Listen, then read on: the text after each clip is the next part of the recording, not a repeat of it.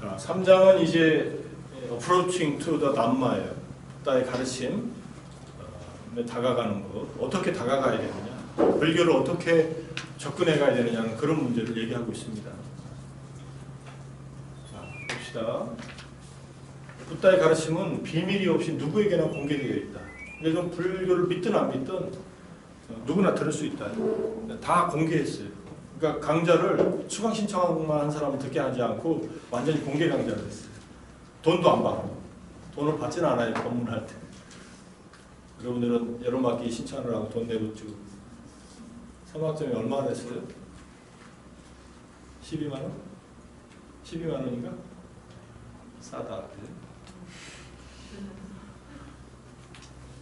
자, 권위 있는 경전, 신의 계시, 오류가 없는 도구마에 대한 맹목적인 믿음을 요구하지 않았다. 개인적 경험을 바탕해서 그걸 타당성 검증의 궁극적 기준으로 삼아라. 이거는 함정이 있어요. 개인적 경험에 한계가 있으니까. 그래도 그걸 바탕으로 가라. 굉장히 사람에게 호소력들이 있죠. 당신이 경험한 걸 바탕으로 설명을 해주고 스스로가 이해를 하도록 도와줘요. 부다의 가르침은 우리들이 스스로 경험을 통해 관찰할 수 있는 괴로움의 발생과 소멸에 대한 것입니다. 괴로움의 발생이나 괴로움은 이미 경험하고 있고 이것을 소멸시킬 수 있기 때문에 소멸의 길을 가르쳐서 소멸하게끔 해서 경험을 시켰어요. 경험하게 도와준 것이에요. 부처님은. 부다조차도 과거가 없는 절대적 권위로 내세우지 않았다. 과거가 있다는 말은 아닙니다. 권위로서 누르지 않았다. 사람들. 신뢰하고 확신할 수 있을 만한지 검토해보라고 얘기했고 법을 단계적으로 검증하라. 부다도 검증하고 부다 가르친 티칭, 이 법도 검증하라. 이렇게 얘기했다. 이게 검증 가능하다는 거예요. 여러분들 검증 가능하다라고 하는 말은 과학에서나 쓰는 말이에요. 또는 반증 가능한 것. 또 어떤 행위를 했을 때 반복적으로 확인되는 것. 개인이 하건 내가 하건 누가 하건 똑같은 결과를 산출하는 것. 이게 과학적 진리의 특징이에요. 그죠? 한 번 실험해가지고 하나의 결과가 나타난 게 아니라 수많은 동일한 조건을 주면 같은 결과가 나타나야 이게 과학으로 입증됐다는 거예요. 그런데 불교의 이 경험은 개개인이 경험을 하는데 한 사람이 경험한 것이 다른 사람한테도 경험이 돼요. 주관적으로. 이게 많은 사람들이 주관적으로 경험돼서 이것이 문화가 돼가지고 쭉 퍼졌고 현대까지 내려오는 거예요. 이게 그럼 과학적이냐면은 나는 과학적이라는 말은 딱 어울리지 않는다고 보고 경험적이라고 얘기해야 된다. 근데 그 경험은 어떤 사람들은 하고 준비가 안 된 조건이 안 갖춰진 어떤 사람들은 아직 안 일어난다. 이렇게 봐야 돼요. 그러면 말이 이해가 되죠? 그래서 경험주의적이라는 말, 레디칼 엠피리스트, 극단적 또는 아주 전폭적인 경험주의자다. 부다가 얘기하는 것은 그런 의미에서 맞아요. 경험을 통해서 확인한 것들. 그런데 아까 말했듯이 우리 자신이 스스로의 경험을 통해서 확인하는데 우리 경험은 한계가 있다는 것을 알고 그 한계 내에서의 경험을 바탕으로 해서 공부하라 이런 뜻이에요. 아, 나는 이거 경험 못했으니까 없다 이렇게 보지 말고 아, 나는 경험하지 못했는데 이걸 경험한 사람이 있다니까 한번 믿음을 가지고 한번 나도 시도해보자 이런 뜻이에요. 자, 에베레스트로 올라간 사람들이 많지요 지금. 그럼 내가 에베레스트로 올라가는 것을 나도 도전할 수 있죠. 안 하지. 위험해서 안 하지. 지금 내 나이에 가가지고 뭐 산에 올라가다가 죽을 일 없잖아요. 그것보다 할 일이 더 많은데 우리나라 산은 내가 높은 산들은 다 올라가 봤어요. 여러 번 올라갔어요. 그것도. 그래서 내가 뭐 히말라야까지 가가지고 트레킹을 할 생각은 있으면 언제 기회가 되면 3,000m에 에베레스트를 도전할 생각은 나는 금생에는 없다. 일찍 내가 엄대장을 만나가지고 산악부에 들어가지고 대학에 있을 때 뭐 그랬으면 또 몰라도 여러분들은 시도할 수 있어요. 여러분들. 자, 그렇지만 에베레스트에 내가 노력을 해서 올라갈 수 있다는 마음을 가진 사람들이 훈련을 해가지고 올라간 거 아니에요. 그죠? 그렇듯이 이 경지도 누군가가 가능했고 가능하다고 가르쳐주니까 나도 노력하면 가능하겠다고 생각해서 검증해 볼 수 있는 시스템이다. 이런 얘기예요. 믿음은 나중에 생길 수도 있다. 믿음을 가지고 할 수도 있고 믿음이 없이도 할 수도 있고. 작년에 내가 미얀마 가서 한 달간 수행할 때 같이 간 분 한 분이 저는 불법성 삼보에 대한 믿음이 없습니다. 수행을 할 수 있을까요? 이렇게 얘기하더라고요. 뭐 불교 신자가 아닌지는 잘 모르겠지만 스님이 하는 말이 이 수행이 당신에게 도움이 된다는 정도의 믿음이 있으면 결과가 나타날 수 있다. 수행을 할 수 있다. 믿음이 없어도 상관없다. 부처님에 대한 가르침에 대한 법에 대한 근데 법에 대한 믿음이 전혀 없으면 미얀마로 뭐하러 갔어요? 돈 들이고. 어쨌든 갔는데 수행이 잘 안 되니까 불교에 대한 믿음이 없어서 그런 것 같아서 그러니까 수행을 할 수 있냐고 물어보니까 스님이 아주 단순하게 당신이 하루 종일 명상하면은 당신이 나아질 수 있다는 그런 믿음이 있으면 수행을 하면은 된다 이렇게 얘기하더라고요. 그게 기본적인 태도예요, 사실. 그게 확인이 되고 점점 검증이 되면은 그때 믿음이 생겨요, 나중에. 확인된 만큼 이렇게.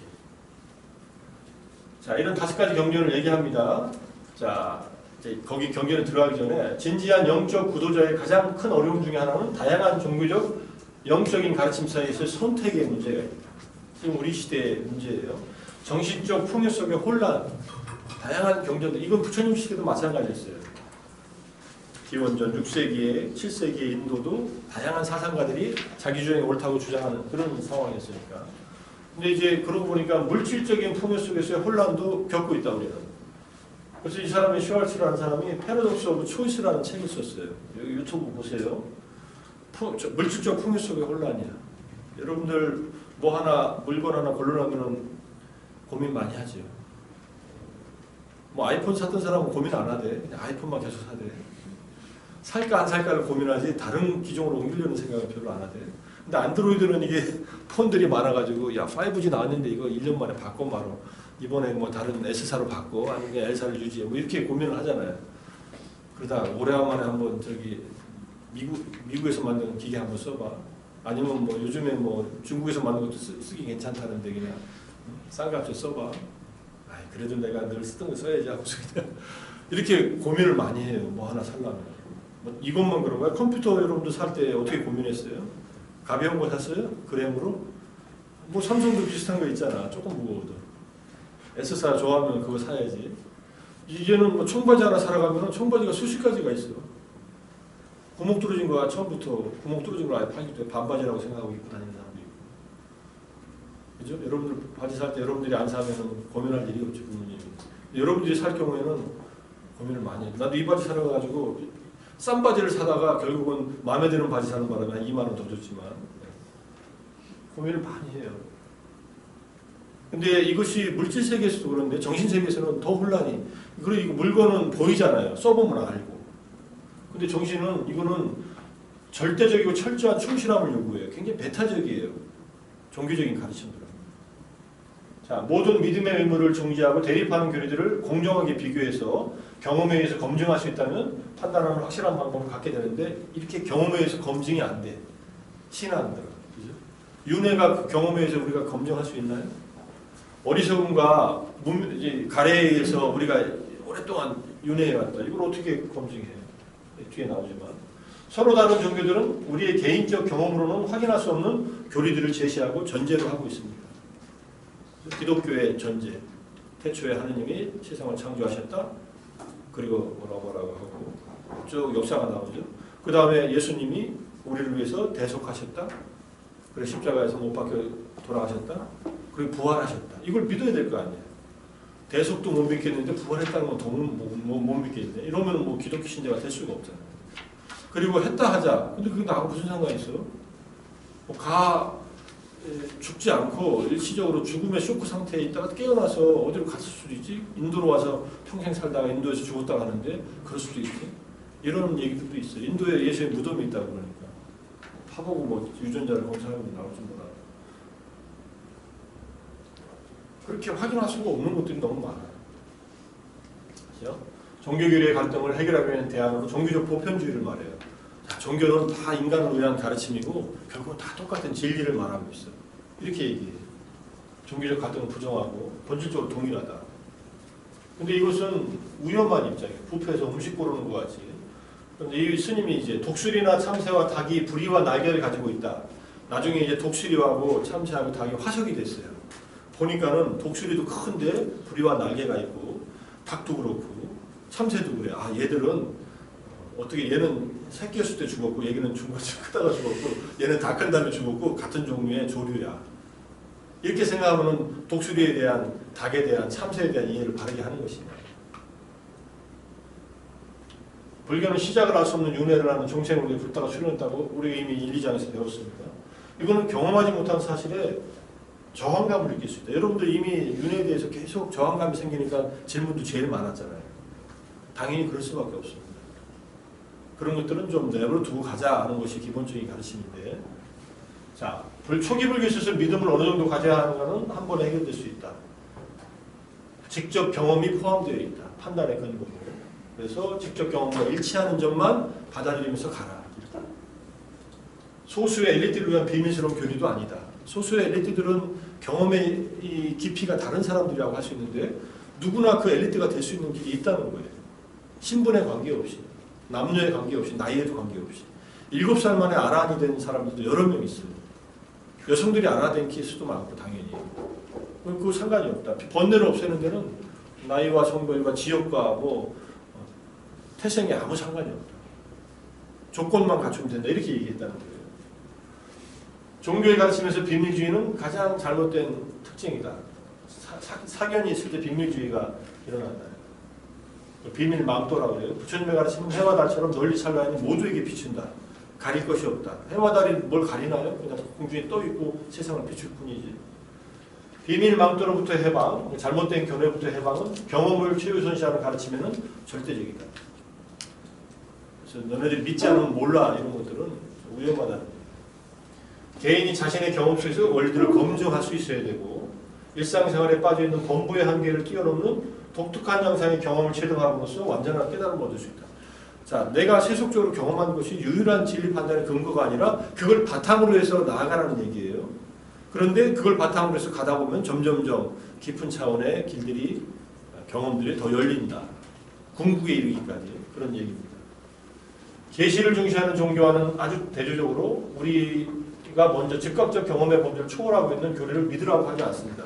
그러니까 사람들한테 그대는 윤회하니까 윤회를 믿어라. 윤회를 믿지 않으면 지옥 간다. 이렇게 얘기하지는 않아요.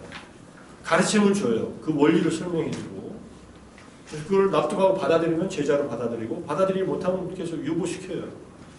대신에 현재의 조건 상태에 있는 우리에게 현실적 안녕과 행복과 관련된 개인 경험에 기초해서 대답할 수 있는 단순한 질문에 대해 사고할 것을 요구한다. 당신이 왜 괴롭냐? 아니면 당신이 화날 때 마음이 편했냐? 이렇게 물어봐요. 화날 때 불편했습니다. 그럼 불편한 일을 안 하는 게 좋으냐? 하는 게 좋으냐? 안 하는 게 좋습니다. 그럼 하지 말라 이렇게. 너무 심플하죠? 근데 우리가 그걸 잘 안 하게 못 되니까 분노에 자꾸 사로잡히니까 그럼 분노는 이런 것이다라고 설명을 해주고 분노를 극복할 수 있는 방법을 알려준다는 거예요. 실용적으로. 증명할 수 없다는 문제가 타당하지 않다는 것이 아니라 당분간 그런 문제를 제쳐놓자. 이게 지난 시간에 얘기한 판단 보류, 판단 중지, FOK의 태도. 알 수 없는 것은 판단 중지한다. 이걸 가로치기라고 해요. 가로쳐놔요. 이렇게. 이거는 지금 내가 내 경험으로 내 이해로 알 수 없다. 하지만 진실과 거짓을 아직 확인하지 못한다. 이렇게 묶어놓는 거예요. 당분간 그게 둬도 괜찮다. 그리고 직접 경험의 범주 안에 있는 문제에만 일단 관심을 가져도 된다. 현실적으로 괴로우니까. 이 괴로움은 왜 생겼을까? 괴로움을 해결하는 방법은 없을까? 이렇게 접근하라는 얘기예요. 여기에 이 에스테리스크 쳐놓은 여기 주석이 달려있어요. 그리스 철학자 필론 얘기를 하면서 그 사람이 회의주의자의 첫 번째 회의주의자인데 인도에서는 이미 회의주의자가 있었습니다. 진리는 단정 지을 수 없다라고 하는 부처님 당시 때 있었어요. 미꾸라지 논법이라고 해서 그것은 맞는 것 같기도 한데 꼭 그런 것 같지는 않고 그건 틀린 것 같은데 꼭 틀린 것은 아니고 뭐 이렇게 애매하게 얘기하는. 자, 비밀리의 경우 세 가지는 비밀리에 행한다. 여인은 비밀리에 행한다. 드러내지 않는다. 바라문의 주문은 비밀리에 행한다. 드러내지 않는다. 삿된 견해는 비밀리에 행한다. 드러내지 않는다. 여기서 왜 여인이 나와요? 기분 나쁘게. 여인은 뭘 비밀리에 행해요? 여인이 하는 행위는 집안에서 일어나서 다른 사람들 모른다는 얘기예요. 이건 아주 간단한 얘기로. 비밀리면 나쁜 짓을 행한다기보다는 그냥 집안에서 혼자서 일을 하고 그러니까. 이 당시에 여성들이 사회적 활동을 못했잖아요. 지금도 인도는 많이 그러지만 인도에 여행하면서 식당 가고 호텔 가보니까는요 주방장들은 다 남자예요. 어떤 작은 호텔에 바라나시스 가서 식당에 갔더니 요리해주는 사람이 남자예요. 그래서 뭘 먹고 싶냐고 남자가 서빙하는 사람도 남자예요 다. 여성들은 일을 안 하나 했더니 여성들은 뭐 어디서 일하는지 모르지만 일하는 데가 따로 있겠지만 전통적으로 그래 왔으니까 그런 의미다. 바라문의 주문들도 알지 못하는 주문을 막 외우잖아요. 그 다음에 삿된 견해는 비밀리에 행해서 사람들한테 드러내려고 하지 않는다. 왜냐하면 드러나면 거짓인 것이 드러나니까. 근데 열의 세 가지는 비밀리에 행하지 않는다. 둥근 달과 둥근 태양과 열에 가설한 법과 율, 이것들은 만천하에 공개되어 있다. 부처님의 가르침은 괴로움과 괴로움의 소멸에 관한 것이다. 현재 삶에서의 괴로움의 경험에만 관심 있는 것이 아니라 지적 관찰을 통해 우리 현재 경험을 정신적 향상에 유리한지 불리한지 결정하는 기준으로 사용할 수 있음을 함축한다. 그래서 우리들에게 해로움과 슬픔과 절망이 일어나고 그것으로부터 해방에 관심이 있었고 긍정적으로는 안녕과 행복을 성취하는 것이 불교의 기본 목적이다. 부처님의 가르침은 법을 듣는 사람들의 안녕, 웰빙과 그 다음에 행복, 해피니스를 위한 것이다. 아주 선명하죠. 이거는. 종교가 다 그렇죠. 기본적으로. 종교인들을, 신자들을 구원하려고 하는 목적으로 종교를 가르치는데 어떤 종교들은 이렇게 삭된 길을 가는 종교들은 비밀리에 그것을 한다고 하면서 신자들이나 따르는 사람들에게 해를 끼치는 경우도 있다. 해로움을 피하고 안녕을 보장하기 위해서는 바라기만 해서는 안 된다. 의존하고 있는 조건들을 이해하고 일어나는 것은 조건이 있기 때문에 일어난다는 것을 괴로움과 행복에 동일하게 적용해서 괴로움을 일으키는 조건, 원인과 조건을 이해해야 되고 괴로움 자체와 안녕과 행복의 원인과 조건도 밝혀야 한다.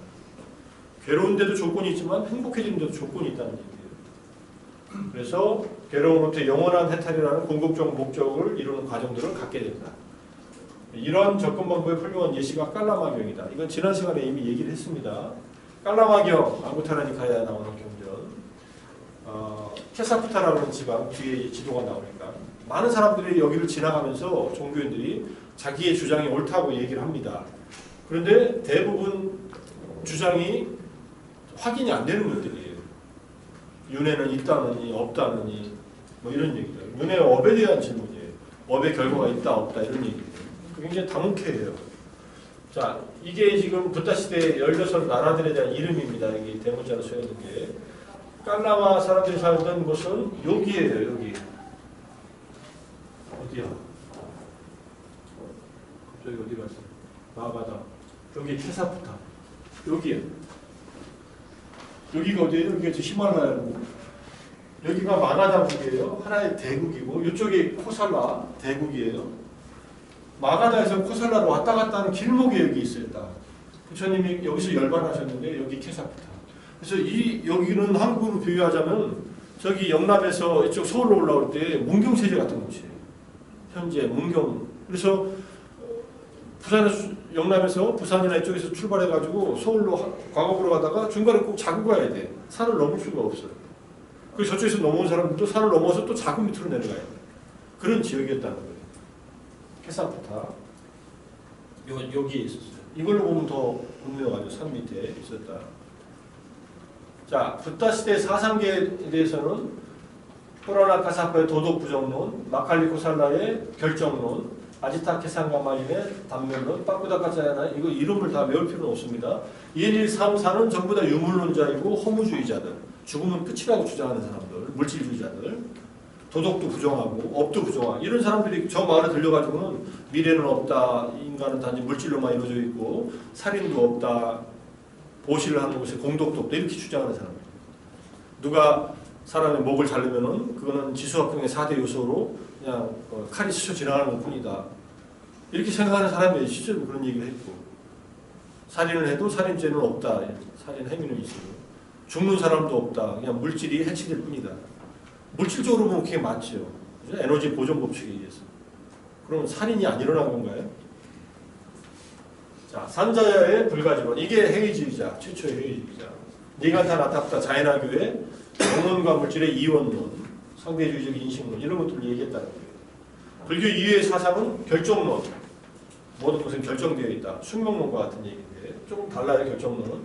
이때의 결정론은 마칼리코살라의 결정론은 인간이 무엇을 하든지 간에 인간은 일정 시간 지나면 전부 다 해탈하기로 결정되어 있다. 우리가 고행을 하거나 수행하는 것은 거기에 영향 못 미친다. 나쁜 짓을 해도 해탈하고 착한 일을 해도 해탈하게 되어 있다. 이렇게 생각해요. 그리고 자기들은 고행을 하네. 고행을 하는 것은 폼 잡기 위해서 하는 거다. 이걸 사명외도라고 해요. 삿된 방법으로 생계의 수단을 유지하는 사람들. 그러니까 유물론적 무인론, 아까 말한 이 꾸라나 카사파, 그 다음에 아지타케 사칸발린, 파쿠다카차야나 이 사람들이에요. 무인론, 우연론을 주장해요. 모든 것은 원인도 없고 조건도 없이 결과는 우연하게 생겨난 것이다. 여러분과 나는 다 우연하게 지금 일시적으로 존재하는 것이다. 이렇게 생각해요. 숙명론, 과거의 업에 의해서 현실은 다 결정되어 있다. 이게 숙명론. 이 결정론은 미래의 일이 이미 결정되어 있다는 얘기예요. 불가지론, 회의론, 여기 산자야에 이원론 쪽 고현주의, 자연학교, 힌두교의 유신론 이런 것들이 있어요.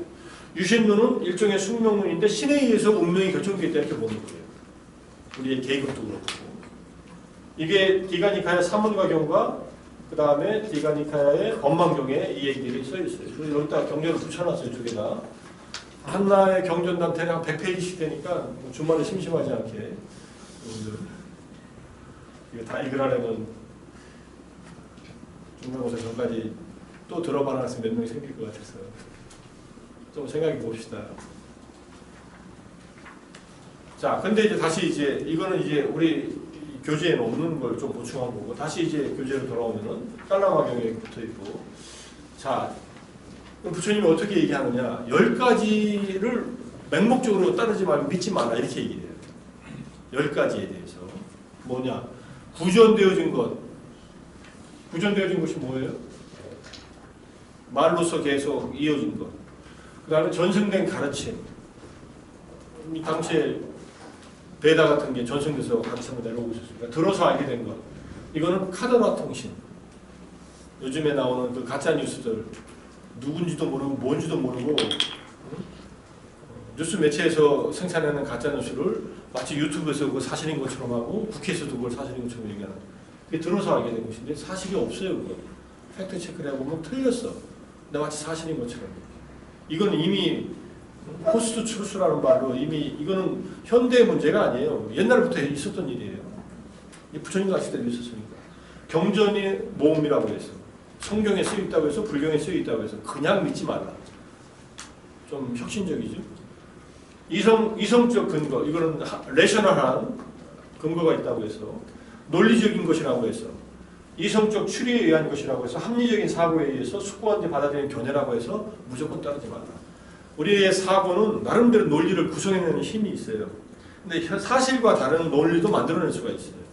그래서 생각만으로 합리적이라고 해서 따르지 말라. 물론 서양의 합리성은 철학적 합리성은 경험의 근거에 있습니다. 합리주의는 관념론만이 아니에요. 경험주의를 깔고 있어요. 경험한 것을 바탕으로 추론을 해요. 지난 시간에 얘기했듯이 경험적 지각과 경험적 지각의 바탕을 둔 추론적 지각을 진리 발견의 방법으로 쓴다든지 할 때는 근데 여기서는 그냥 합리적으로 생각만 하는 거예요. 굉장히 합리적인데 결론은 별로 믿을만하지 못하는 걸로 나타납니다. 마지막에 두 가지는 권위적 인물과 관련된 것. 인상적인 설법가. 저 양반 참 말 잘하네. 말 잘하는 사람 있죠. 아는 것은 별로 많은 것 같지 않은데 말은 잘해. 때로는 너무 많이 아는데 말은 못해. 이런 사람들 있어요. 인상적으로 말을 잘한다고 해서 받아들이지 말라. 존경받는 스승이라고 해서 이건 맹목적으로 받아들이지 말라는 얘기. 이걸 다 부정하라는 얘기가 아닙니다. 이건 검증해야 될 일들이라는 뜻이에요. 이거 다 부정하라는 얘기가 아니라는 것을 이해를 해야 돼. 그러니까는 인상적인 설법가가 왔어. 아까 말한 육사외도 말을 잘해. 청산주수처럼. 그렇다고 무조건 믿지 말라는 얘기. 어떻게 해라? 스스로 검증해봐라. 이런 얘기예요. 정신적 이해를 이끄는 모든 권위적 안내들을 거부하고 자신만의 통찰하고 의지하라고 충고하는 것은 아니다. 오히려 그들이 빠져있는 의심과 당혹의 난국으로부터 빠져나올 수 있는 간단한 실제적인 출구를 제시한다. 문답을 써서 다이알로그를 써서 깔라마인들에게 자신의 경험으로 확인할 수 있는 기본적 원리들을 이해시킨 후에 보다 높은 정신적 향상으로 이끌어줬다. 그게 뭐냐면요. 이게 나중에 나오지만은 여러분들이 탐욕과 분노와 무지에 근거해서 좋지 못한 행동을 했을 때 여러분에게 해롭습니까? 유익합니까? 이렇게 물어봐요. 해롭습니다. 해로운 일을 하지 마세요. 이렇게 얘기해요. 굉장히 실용주의적인 노선으로 가르침을 줘요. 경험주의적이고 실용주의적. 거꾸로 좋은 정신 상태, 탐욕이 없고 분노가 없고 무지가 없는 상태에서 한 좋은 행동들은 개인의 장기적인 안정과 행복을 지금 여기서 증진시키지 않습니까? 여러분들 욕심이 없었으면 화를 안 내는 때에 여러분들의 행동과 말은 어땠습니까? 좋은 행동과 좋은 말을 했을 때 여러분들이 행복했습니까? 괴로웠습니까? 행복했습니다. 그건 선택하세요. 이렇게 아주 심플하죠. 여기 무슨 뭐 비합리적인 뭐가 있어요? 내 말이라고 권위를 내세워요. 뭐해요? 각자의 삶 속에서 확인되는 것들을 통해서 각자가 선택할 수 있는 기준을 찾으라는 얘기입니다. 그래서 좋지 못한 정신상태가 해로운 결과들을 이끌기 때문에 버려야 하고 좋은 정신상태는 유익한 결과를 이루기 때문에 배양해야 된다. 사후세계의 존재 여부와 관계없이 현재의 삶 속에서 좋지 못한 정신상태 탐진치는 버려야 하고 탐진치가 없는 상태는 배양해야 될 충분한 이유다. 내생이 있다면 보상은 그만큼 커진다. 이런 뜻이에요. 그런 얘기가 경전에 쭉 나와 있어요. 탐진치가 있어서 잘못된 행위를 하면 손해가 발생하지 않느냐. 탐진치가 없어서 잘못된 행위를 하지 않으면 오계를 깨지 않고 잘하면 오계를 잘 지키면 이익이 발생하고 행복하지 않느냐. 그럼 뭘 선택하면 아주 간단한 원리로 인간다움의 원리를 제시해 주는 거예요. 지난 시간에 인간다움의 원리는 기본적으로 자기를 소중하게 생각하는 자는 남을 해치지 말라는 원리였잖아요. 황금률의 원리. 그렇듯이 여기서도 마찬가지예요. 그 원리를 바탕으로 그들에게 이익이 되는 행위를 하라 이런 뜻입니다. 탐욕이 없고 악의가 없고 현혹됨이 없다. 탐진치가 없으면 분명히 알고 마음 챙기고 지낼 수 있고 그런 다음에 자의 연민 더불어 기뻐한 평경이라는 사물의 양심 자비이사를 배양하라. 이거는 여러분들한테 여러분의 행복을 유지하는 데 빠르게 효과가 나타나게 이걸 하라고 권하는 거예요. 제가자들한테. 이거는 불교신자가 안 돼도 누구든지 할 수 있습니다. 그러면 마음이 원한이 없고 악의가 없고 마음이 깨끗해진다. 이게 목적이에요. 기본적으로. 이 명상, 이 수행의 목적은 원한, 악의 제거하고 마음이 청정해져요. 그리고 나서 네 가지 의안을 얻어요. 네 가지 의안. 내생과 선어박업에 대한 결실과 각오가 있을 경우에 금생과 내생의 의안을 얻어요. 금생도 행복하고 내생도 행복해진다. 근데 내생이 없고 선악에 대한 결실과 각오가 없는 경우에는 금생은 행복하게 산다. 왜냐하면 이미 경험을 했으니까. 타인의 악행이 있더라도 나의 악업이 없을 때 의안이 된다. 왜냐하면 업은 각자가 짓고 각자가 받는 것이니까. 이런 뜻이. 나와 남에게 악행이 없을 경우에 양쪽 다 안전하고 의안이 된다. 그러니까 남이 잘못한 것으로 내 문제를 삼지 말라. 이런 메시지가 들어가 있어요. 세 번째는.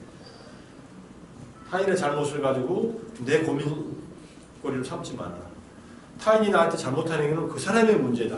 그 문제를 계속 되씹고 하면서 나를 괴롭히지 마라. 이런 얘기예요. 근데 우리는 알게 모르게 타인에게 해를 받기도 하고 해를 주기도 하죠. 해를 준 경우에는 내가 용서를 구하면 되고 해를 당한 경우에는 저 사람의 문제다라고 마음으로 이렇게 좋은 방어막을 치라는 얘기예요. 피해자가 더 피해를 받는 그런 나라가 되어 있어요. 우리나라는. 피해자. 여러 가지 피해를 당하면 피해자가 그 피해 상황을 밝혀야 되고 여러 가지 법 체계가 좀 이상하게 되어 있는 면이 많아요. 그런 문제. 그런데 의료사고가 나면요. 의료사고로 죽은 사람이 의료사고였다는 것을 밝혀야 돼요. 어떻게 밝혀요? 병원에서 다 자료를 갖고 있는데 주지도 않는데. 문제가 그런 건 바꿔야죠. 그런 걸 바꾸려고 부처님이 국회가 돌아가야 되는데 저 사람도 저러고 있으니까. 자, 어쨌든 타인의 악행이 있더라도 나의 악업이 없을 때는 일단 의안을 받고 그 다음에 어떻게 되느냐? 내가 접근해가지고 바꿀 수 있는 악행이라면 접근해서 뭔가 해줄 수 있는 일을 해야 되는데 비폭력적으로 하라. 이게 쉬운 일은 아닙니다. 비폭력적으로 하는 게. 그렇지만 폭력을 쓰면은 나의 악행이 된다. 그러니까 나의 악행에 빠지지 말고 나의 악행은 저지르지 않는 선에서 최대한 노력을 할 수 있어야 된다. 무력하게 살라는 얘기가 아니에요. 행복하게 살라는 얘기죠. 행복하려면 원한의 사이 갖고는 행복할 수 없다. 원한이 없더라도 상대방이 잘못한 것을 고쳐주기 위해서 고소도 할 수 있고 고발도 할 수 있겠죠. 그리고 뭐 상대방이 뉘우치면 바꿀 수도 있고. 자, 그 다음에 또 하나 바드라카경에서는 현재의 괴로움이 현재의 가래와 관련되어 생겨나는지를 보여줍니다. 사성제 뒤에 숨겨있는 인연의 법칙이 정확하게 드러나고 추상적 접근이 아니라 구체적인 현실적인 접근 방법을 택해요. 처자에게 깊은 애착을 가진 한 제가자의 삶을 예를 들어요. 이 경전에 쭉 나와 있습니다. 그래서 자기의 처자에게 깊은 애착을 가지면은 그 자기가 애착을 갖고 있는 사람에게 불행한 일이 일어나면 괴롭지 않느냐. 이 애착 때문에, 이 가래 때문에. 그 현생에서 바로 경험할 수 있죠. 근데 나에게 내가 가래를 갖고 내가 애착하지 않는 사람이 힘들게 되면 별로 안 괴롭죠. 그죠?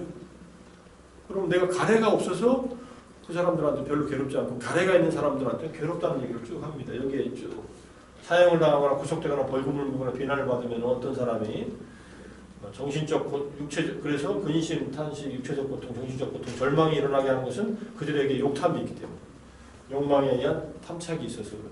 욕구에 의한. 그게 없으면 이게 줄어든다. 그래서 가래가 있으면 괴롭다는 얘기를 이제 현실적으로 설명하는 겁니다. 자, 이 두 경전에서 볼 수 있는 것은 업과 윤회의 교리에 의존하지 않는다고 해서 그런 가르침이 의미가 없는 것은 아니다. 업과 윤회가 지금 모른다고 해도 얼마든지 현실에서 우리가 확인할 수 있는 괴로움과 괴로움의 조건을 이해할 수 있고 괴로움에 없는 행복한 상태와 그 조건 관계를 이해할 수 있지 않느냐 이렇게 봅니다. 과거와 현재의 삶과의 관련성을 요구하지 않는 방식으로 접근될 수도 있다. 그러니까 윤회가 있어서 전생에 악업을 지어서 금생이 괴롭다 이런 것으로 접목하지 않아도 얼마든지 설명할 수 있는 경험들이 있고 시스템이 있다는 얘기예요. 붓다 가르치면 다양한 측면이 있고 현재의 안녕과 행복에 대한 관심에 맞게 평가될 수 있다.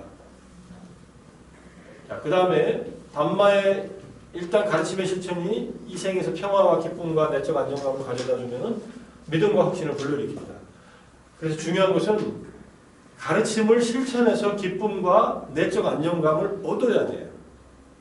아까 우리 학생 하나가 교수님 명상을 해가지고 어떤 좋은 것을 경험한 적이 있습니까? 할 때 내가 명상에서 좋은 경험을 했기 때문에 담마에 대한 믿음과 확신이 생긴 거예요. 그리고 그걸 가르쳐준 부처님에 대한 믿음도 더 확고해졌고 내가 영험을 봐야 돼. 여러분들 누구 말을 들어서 믿으려면 그 사람이 어떤 행동을 그렇게 했을 때 그 경험을 통해서 뭔가 성공한 사례를 들으면 믿음이 가잖아요. 자, 개인적 검증에 대한 현재 우리 능력을 초월한 양상들도 포함할 수 있다. 아, 나는 경험 못했지만 열심히 훌륭하게 훈련한 사람들이 정신적으로 도달할 수 있는 경지가 있다는 것을 알면은 당연히 포함될 수 있다. 고도의 정제된 기술과 단호한 노력을 요하는 이런 수행을 한다면 업의 법칙이나 윤회, 초감각적 영역의 존재들도 검증하는 데 필요한 능력을 얻을 수 있다. 지금은 없지만 이거는 열어둬라. 에포케로 일단은 그냥 둬라. 아직 내가 경험 못한 것은 그렇지만 없다고 문을 닫지 말라. 내 눈에 안 보인다고 없다고 해서 없는 게 아니다. 내 눈에 안 보이지만 얼마든지 존재할 수 있다는 것을 그냥 인정하고 내버려 둬라 이런 뜻입니다.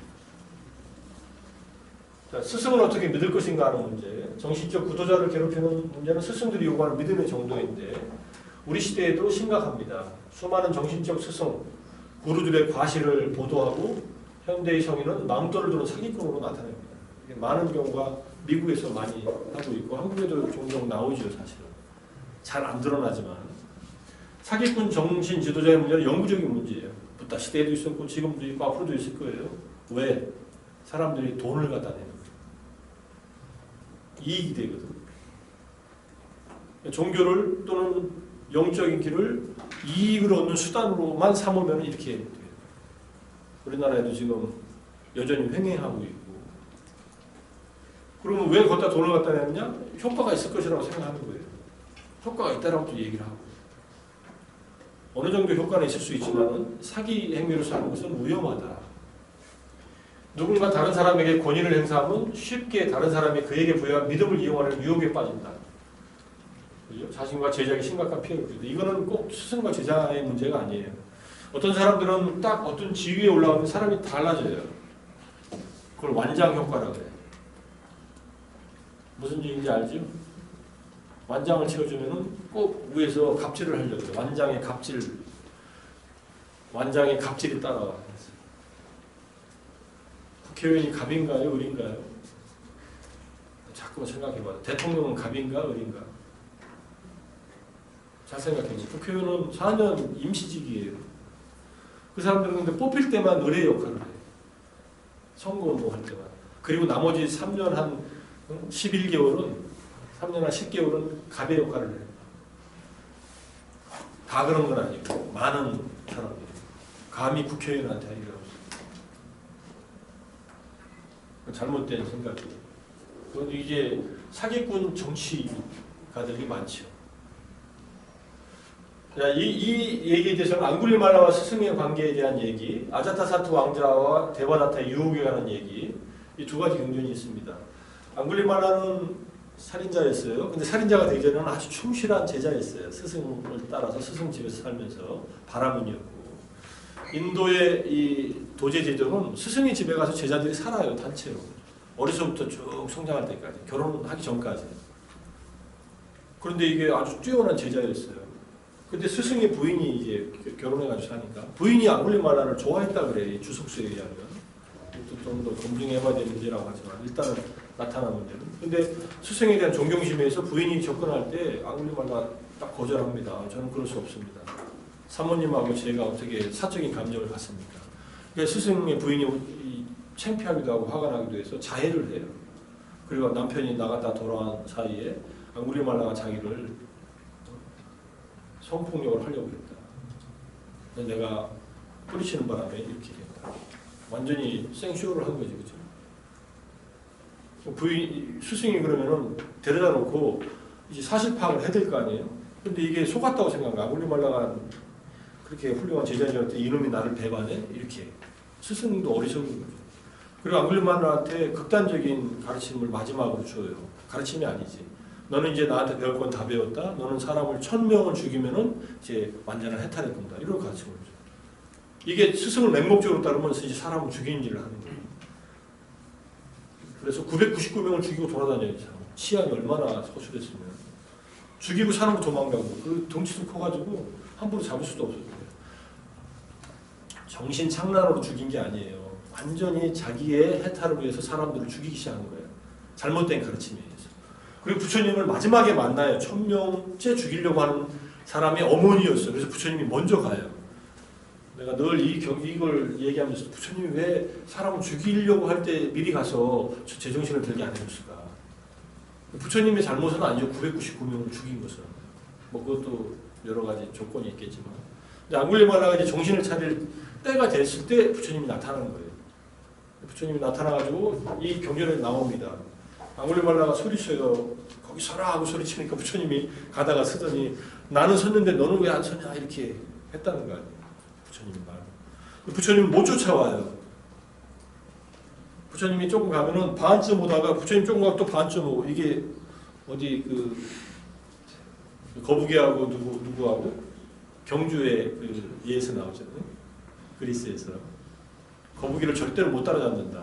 그런 논리를 펴지요. 거북이가 가면은 반만큼 쫓아가고 그거보다 거북이가 조금 더 가고 그 반만큼 쫓아가고 이렇게 얘기를 해요. 절대로 거북이를 추월하지 못한다. 당시에 달리기 제일 잘하는 사람이. 이게 논리로만 생각하면 그래요. 근데 과연 그럴까 하면 그러진 않죠. 자, 어쨌든 그래서 부처님이 앙굴리말라의 눈을 뜨게 하고 제자가 사고 바로 아란이 돼요. 아란이 되면은 이제 그 수많은 살생의 살인의 업에서 지옥에 갈 업이 사라져 버리고 나중에 결국은 폭력을 당해서 죽지만은 이런 위험한 경제 상황에 빠진다. 스승에 대한 잘못된 믿음. 아자타사토 왕자는 빈비사라 왕의 아들이었고 마가다국의 데바다타의 유혹에 빠져서 자기 아버지를 유폐시켜서 죽이게 해요. 사문과경 맨 뒤에 나옵니다. 근데 여기 이제 데바다타의 문제를 다룬 경과 주석서에 보면 이 얘기들이 나와요. 그래서 아버지를 죽인 잘못으로 마찬가지로 아자타사토 왕은 부처님의 가르침을 듣고도 깨달음을 얻지 못했다 이런 얘기가 나와요. 자, 어떤 제자가 자신은 완전히 깨달아서 궁극의 해탈로 가는 길을 가르쳐줄 수 있다고 주장하는 스승에게 접근할 때 제자는 스승이 자신이 만든 고귀한 주장에 이르렀는지를 결정하기 위해 검증할 기준이 있어야 되는데 그것이 모든 오염으로부터 마음이 해탈했다는 것을 봐야 된다. 근데 이걸 확인할 수가 없어 제자는. 아직 성숙도가 낮아서. 그러면 뭘 봐야 되냐? 언행을 봐라. 저 사람이 하는 말과 행동이 일치하는가. 오랫동안 살펴라. 제자가 스승을 선택하는 방법입니다. 자, 그런데 배울 것은 있는데 다 배울 만하지 못하다 그러면 배울 만한 것만 배우면 된다. 하나가 잘못되면 9가지가 다 잘못된 게 아니라 9가지는 괜찮은데 한 가지는 문제가 있을 수 있어요. 그럴 때는 한 가지는 받아들이지 않고 9가지만 배우는 거예요. 여러분들이 누구한테 뭘 배울 때 완벽한 것을 한 사람한테 배우기는 어렵습니다. 그러면 여러 사람한테 배워서 그걸 자기가 자기 안에서 소화시키면 돼요. 일단은 번뇌, 오염은 탐진치가 있는가 없는가 하는 것을 계속 검증해봐라. 없다면은 어느 정도는 능력은 있지만 어느 정도는 또 한계도 있다는 것을 알아야 됩니다. 수행승이 붓다의 마음을 직접 볼 수 없다 해도 붓다가 번뇌에서 해탈되었다는 것을 간접적인 증거에 의존해서 알 수 있다. 행위와 언어를 평가함으로써 알 수 있다는 겁니다. 이러한 관찰에 의한 추론 외에도 수행승이 정신 상태에서 직접 탐구하도록 가르칩니다. 뭐든지 물어라 의심 있는 것은. 다 물어요. 그래서 부처님한테 여러분들이 내가 질문지에다 여러분들이 여러 가지 질문을 올리듯이 외계인이 있다고 불교는 믿습니까? 이런 얘기부터 시작해서 뭐든지 물어요. 대답하시는 것은 부처님이 다 대답을 해줍니다. 대답할 수 없는 무의미한 질문은 대답을 안 하고 말이만. 붓다는 자격 있는 스승임을 확신하면은 스승을 이제 마지막으로 검증을 합니다. 그것이 스승의 가르침에 따라서 깨달음을 도달하는 것이 마지막 검증이에요. 그것이 단말을 스스로 통찰하는 것. 그래서 견도라고 해요. 열반을 처음 체험하는 것. 이러한 통찰, 예륙가, 첫 번째 성자의 단계에서는 해탈로 가는 길목에서 확실한 믿음이 성립돼요. 그것이 불법승, 삼보에 대한 믿음이 확고해지고 계를 지키는 것이 확고해져요. 5계를 완전하게 지켜요. 수타원이 된 이 성자들은 더 이상 인간 이하의 존재로 타락하지 않습니다. 그래서 이게 5계, 5가지 계, 살생, 도둑질, 잘못된 음행, 거짓말, 그 다음에 술을 마시는 이 5가지를 철저하게 지키는 것이 인간다움의 기준선이라고 하는 거예요. 그렇게 이해해도 된다. 법에 대한 직접 체험의 지혜와 믿음이 일치하는 것이, 그러면 믿음에 의해서 지혜가 성취되거나 지혜 수행을 통해서 깨달음을 얻으면 믿음이 확고해지거나 두 개가 조화를 이루는 게 수타원이야. 이렇게 이해합니다. 지혜로 가는 길, 믿음으로 가는 길이 있는데 수타원의 단계에서 통합된다. 자, 마지막 이제 검증작용에서 짱기 경도 하나 더 있구나. 깨달음을 얻은 후에야 믿음을 얻게 되며, 깨달음은 외적 검증이 필요 없는 것이고 믿음은 부수적인 것이라는 인상을 줄지도 모르지만 이건 단편적인 것이다. 믿음은 깨달음의 결과로서 확고해지는 것이지 깨달음을 얻었을 때만 영구적 수행의 길로 들어서는 것은 아니다. 믿음으로 길에 들어서고 깨달음으로 완성한다. 믿음으로 길에 들었어요. 믿음을 가져야 뭐 산에 올라갈 수 있다는 믿음이 있어야 등산을 시작할 거 아니에요. 그리고 시작해야 끝이 날 거 아니에요. 그런 얘기예요. 5가지 정신 능력 중 첫 번째이다. 이건 다음 페이지에 나오고, 어느 정도 붓다의 깨달음과 가르침의 주요 원리를 신뢰함으로써 더 높은 수행의 전제 조건이다. 이게 신뢰감이 있어요. 나는 불교를 만난 게 고등학교 1학년 때 처음 만났어요. 내 선배가 절에 나오라고 협박을 하는 바람에 절에 나오기 시작해서, 그래서 절에 가기 시작했어요. 별로 가고 싶지 않았는데 옆반에 이게 1년 동안 같이 있어야 될 고3 선배가, 나는 고1이었고 우리 반에 오더니, 바로 옆 교실에서 오더니 반장 누구야? 그래서 손 들었더니 나와 몇 명 나와 하더니 너 이번 주 토요일날 절에 와. 안 나오면 혼나. 그래서 뭐 그건 물론 뭐 일진처럼 깡패는 아니에요. 이건 지금도 스님이니까.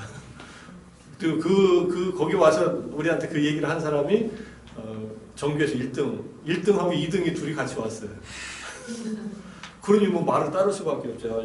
훌륭한 선배인데 그래도 다 소문을 알잖아요. 이 반에 고3에서 1등하는 선배들이 있다. 뭐 다 알지 서로. 금방. 그러니까 밤마다 다니면서 똑똑한 애들을 이렇게 차출하는 거야. 이게. 군대에서 마치 이렇게 훈련병도 차출해가지고 자기네 부대에 끌고 가듯이. 그래서 이제 끌려가가지고 절에를 꾸역꾸역 다니기 시작했어요. 뭘 얘기하다가. 그러다가 어떤 믿음이 생겼냐면, 한 1년 정도 다니면서 이제 불교 성전이라는 것을 읽기 시작했는데, 거기를 쭉 보니까 부처님의 생애가 실려 있어서 쭉 봤어요. 동국대에서 나오는 불교 성전인데 법정 스님주로 만든. 야, 부처님은 사기꾼은 아니겠다 내 생각에. 그리고 이분은 깨달았다고 하고, 깨달은 다음에 뭐가 아쉬워서 사람들을 등쳐먹고 사기쳐먹고 2600년 동안 이 가르침을 이어왔을 일은 없겠다. 그리고 이 양반은 자기는 완성을 했는데 왜 이렇게 사람들을 가르쳤냐 하고 보니까 사람들을 도와주기 위해서 가르쳤다고 하는데, 나는 잘 안 와닿지만 그래도 이건 사기는 아니겠다. 이런 믿음이 있었어요. 내가 혼자서 생각한 거예요. 적어도 이건 사기는 아니다. 사기 그건 아니다. 2600년 동안 전해왔다. 그래서 어느 정도 신뢰감이 생겨서 한번 그럼 조금씩 해보자 해가지고 경전을 읽고 뭐 하나 있으면 그거 한번 해보고 이렇게 하면서 나름대로 내 나름대로는 검증을 하면서 불교를 접했던 것이 한 1년 정도 되고 고등학교 2학년 때 이제 불교 학생의 그 선배가 했던 회장 자리를 내가 이제 맡아가지고 또 회장하고 뭐 이러다가 고3 때 출가를 한 거예요. 출가해가지고 산 삶과 지금까지 그 이후로 산 삶은 뭐 비슷한 걸 살고 있지만은 어쨌든 그렇게 살았습니다. 자, 믿음에 대한 얘기. 믿음이 있어야 노력을 하고 노력을 해야 마음 챙김이 이루어지고 마음이 집중되고 지혜가 개발돼요. 이게 이제 지혜와 믿음부터 시작해서 이렇게 돌아가는 5근에 대한 얘기예요. 이건 이제 균형 있게 갖춰라. 믿음, 정진, 마음 챙김, 집중, 지혜에 대한 설명들이에요. 이것은. 불법승산보업에 대한 믿음, 시작 단계의 노력과 어려움을 극복하는 노력과 목적지에 도달하는 노력을 해야 되고 확고한 마음 챙김은 항상 필요하고 집중을 이루어야 우리의 5가지 덮개, 욕망과 분노, 게으름, 졸음, 동요와 회한, 의심이 없어진다. 우리가 명상하는 것은 이 집중을 이루는 것은 이런 5가지 덮개를 극복하기 위해서 한다. 이렇게 이해하고 지혜는 윗바사나의 지혜, 생멸에 대한 경험적 지혜를 얻는 것이다. 믿음과 지혜가 조화를 이루어야 되고 노력과 집중이 조화를 이루어야만 이 균형 있게 수행을 해나갈 수 있다. 이렇게 얘기하는 겁니다. 뭐 이 정도만 얘기할게요. 나중에 또 공부할 거니까. 검증작용에서 쭉 설명을 합니다. 그렇게 검증하라. 믿음은 관문이고 문을 통과한다면 목적지까지 갈 길이 아직 남아있지만 적어도 믿음으로 문에는 들어서야 된다. 믿음이 없으면 어떻게 되느냐? 자꾸 검증해봐라. 그래서 믿음을 억지로 갖지 말고 자기의 경험을 통해서 확인해 나가는 것들을 점점점 믿음의 영역으로 이렇게 확보해 나가라. 믿음이 확신이 될 때까지 이런 얘기예요. 믿음이 높은 수행의 전제 조건에 기능을 하는 예를 보여줘요. 짱기경은. 믿음을 가진 자는 이것을 믿는다고 말할 때 진리를 수호한다. 진리를 수호하는 것과 진리를 깨달은 걸 구별해요. 자, 진리의 깨달음은 스승을 믿음으로써 시작해요. 깨달음 얻으려면. 스승에 대한 믿음을 지닌 제자는 스승에게 다가와 가르침을 구하고 단말을 배우고 더 교묘히 짜여진 일련의 단계들을 따라 수행하며 자신이 직접 궁극적 진리를 보게 된다. 첫 번째 깨달음은 수사원에 가야 이른다 이런 뜻이고 그래가지고 열심히 진리를 성취하게 된다. 아라한과의 성취에 도달한다 이런 뜻이고 개인의 경험에 뿌리를 두고 있다. 믿음 하나만으로 충분치 못하지만 믿음은 보다 깊은 수준의 경험을 하기 위한 문이다. 이 얘기. 믿음은 있어야 열심히 노력을 하죠. 경험적 이해를 가져와서 이해가 성숙해지면 완전한 깨달음으로 간다. 그런 얘기를 하고요. 그 다음에 이제 마지막이에요. 탐진치의 유무를 통해서 스승을 검증한 다음에 스승이 탐진치에서 청정함을 관찰하고 믿음이 생기면 가까이 다가가서 직접 만나고 그분을 공경하고 귀를 기울여서 법을 배우고 법을 지키고 법을 지키는 것이 또 믿음을 일으키는 거잖아요. 뜻을 자세히 살펴보고 법을 사유하여 받아들이고 열의를 일으키고 시도하고 세밀한 조사를 하고 노력하라. 여기까지는 계속 굉장히 노력을 해야 되는 단계. 그 다음에 몸으로 최상의 진리를 실현하게 되면 노력을 그만해도 된다 이런 뜻이에요. 그걸 이제 이렇게 프라미스로 보니까 13단계를 이렇게 진행한다. 이게 짱기경에 나타나는 믿음부터 시작해서 믿음이 있어야 뭐 가까이서 만나고 얘기를 건네죠. 사람을 믿는다는 것은 쉬운 일이 아니에요. 그런데 들려오는 소문이나 그 사람이 쓴 말이나 또는 하는 말이나 행위들을 이렇게 직간접적으로 경험한 다음에 이 사람은 신뢰감이 간다. 그럼 그 사람이 하는 말을 토대로 해가지고 계속 이렇게 배워가지고 자기가 스스로 경험하게 되면 이제 믿음이 지혜로서 완성되는 경지에 이른다는 거예요. 자, 이렇게 법에 다가가는 것을 나름대로 설명한 3장에 대한 설명이 끝났습니다. 질문 있으면 해요. 뭐 개념이 많이 나와서 어렵지만 뭐 그렇게 이해 전혀 못할 한국어는 아니라고 생각하니까 뭐 간단히 요약하자면은 붓다의 자신과 붓다가 가르친 법에 대해서 검증하라. 자신의 경험을 바탕으로 하되 자신의 경험도 한계가 있다는 것을 인정하고 시작하라. 아직 경험하지 못하고 확인하지 못한 것들은 판단 중지하고 일단 두고 가라. 그리고 점차 판단 확인된 것들은 하나하나 이제 사실로서 인정할 수 있지 않느냐. 그런데 이것은 객관적인 과학적으로 증명되는 것보다 더 먼저 객관적 경험 속에서 확인된다. 주관적 경험 속에서. 이렇게 이해하면서 자기 경험은 자기가 분명히 알잖아요. 그죠? 그 경험을 충분히 확인하면서 그렇게 가라. 이런 뜻이에요. 그 믿음은 진리를 수호하고 믿음을 통해서 진리의 실현에 들어갈 수 있는 문으로 통과한다. 믿음이 있는 자는 점점 자기의 믿음을 바탕으로 해서 경험을 쌓아나가고 경험적 이해를 바탕으로 지혜가 성숙되면 믿음과 지혜가 완성되는 첫 번째 단계의 깨달음, 성자인 시카원의 깨달음에 이르른다. 그때부터 정말로 본격적인 성자의 반열에서의 수행이 더 깊게 진행된다. 이런 뜻이에요. 그전에는 준비 단계들이었죠. 준비 단계가 없으면은 깨달음이 이루어지지 않는다. 그리고 불교는 굉장히 노력을 강조하는 종교다. 부처님 그래서 나는 정진을 주장하는 사람이다 이렇게 얘기를 했어요. 여러분들 노력하지 않으면 아무것도 이룰 수 없습니다. 무기력해서는 후퇴해야지 인생이 더 나아지지 않는다. 이런 뜻이에요. 중요한 것은 방향성이다. 인간에게 성공을 하려면 능력이 있어야 되고 그 다음에 노력을 해야 되는데 더 중요한 것은 동기가 좋아야 됩니다. 그 동기가 방향성이에요. 그 동기는 나를 유익하게 하는 동기, 남을 유익하게 하는 동기 두 가지를 가지는 거예요. 두 가지가 합치가 되면 돼요. 나는 유익하게 하는데 남에게 해를 주든 말든 상관 안 한다. 이거는 좋은 동기가 아니에요. 그죠? 남을 이롭게 하는데 이건 나에게 희생만을 강요한다. 이것도 좋은 동기가 아니에요. 두 가지가 같이 갖춰져 있는 그런 동기를 발견해서 그래서 사회를 유익하게 해야만 사회 사람들이 그걸 선택을 해요. 그죠? 카카오톡을 왜 선택했어요, 여러분들? 여러분들은 잘 옛날에 모르지. 카카오톡이 이미 유행한 세상에서 시작했나? 옛날에는 문자 하나 보낼 때마다 25씩 돈 냈잖아요. 여러분들 그때 휴대폰 썼어요, 혹시? 문자 한 통 보낼 때마다 25씩 돈 냈어. 그것도 긴 문자 보내면 돈을 더 냈어. 그러다 카카오톡이 갑자기 나타나서 문자는 돈 안 내고 그냥 써도 된다. 와이파이가 터지는 데서. 그죠? 지금 뭐 우리나라 국민 중에서 4,500만 명이 카카오톡에 가입돼 있대. 그러면 500만 명은 뭐 하고 있느냐? 휴대폰 안 쓰는 사람들이에요. 아주 애기들이나 아주 노인들이. 나머지 휴대폰 갖고 있는 사람들한테 대부분 카카오 어플이 다 깔려 있잖아요. 그 다음부터 카카오톡이 돈을 벌기 시작해서 다음에 합병되고 카카오뱅크 만들고 요즘에 카카오톡에서 문자가 날라와요. 이거 마음에 들지 않느냐? 나 받고 싶지 않느냐? 계속 날라와. 근데 상품이 좋아. 그렇게 한번 보게 되지. 공짜로 준 게 아니라 광고 수익을 올리기 시작해요. 요즘에 카카오 택시니 뭔 소리 하다 왜 카카오 얘기가 나왔어요?